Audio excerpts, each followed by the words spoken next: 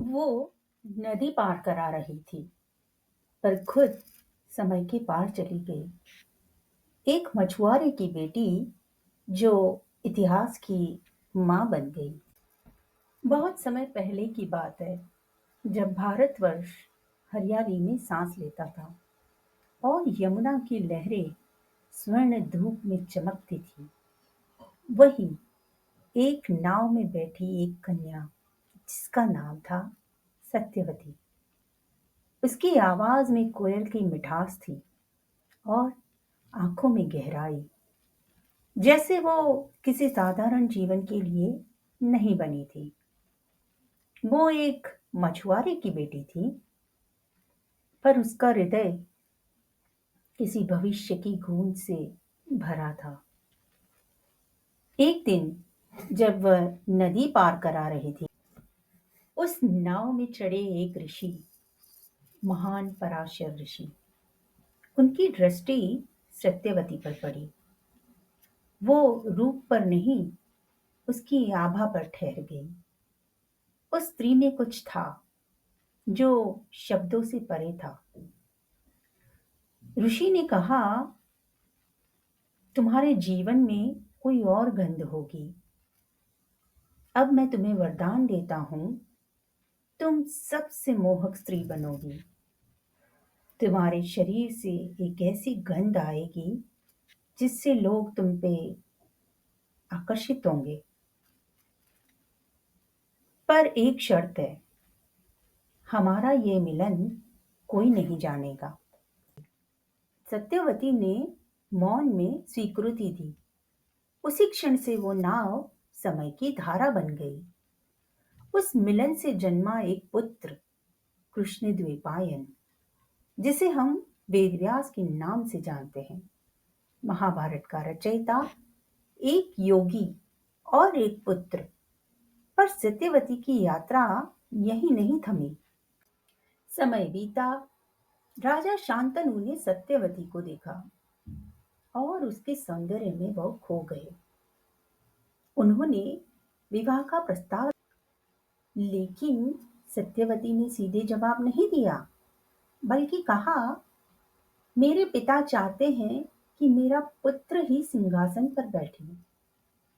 राजा चुप रह गए, क्योंकि उनके पास पहले से ही एक पुत्र था, देवव्रत। पर जब देवव्रत को ये बात पता चली, तो उसने लिया वो भीषण व्रत। न विवाह, न सिंहासन, सिर्फ पिता की खुशी। देवव्रत यानी भीष्म ने अपना जीवन इस वचन पर न्यौछावर किया और सत्यवती बनी हस्तिनापुर की रानी।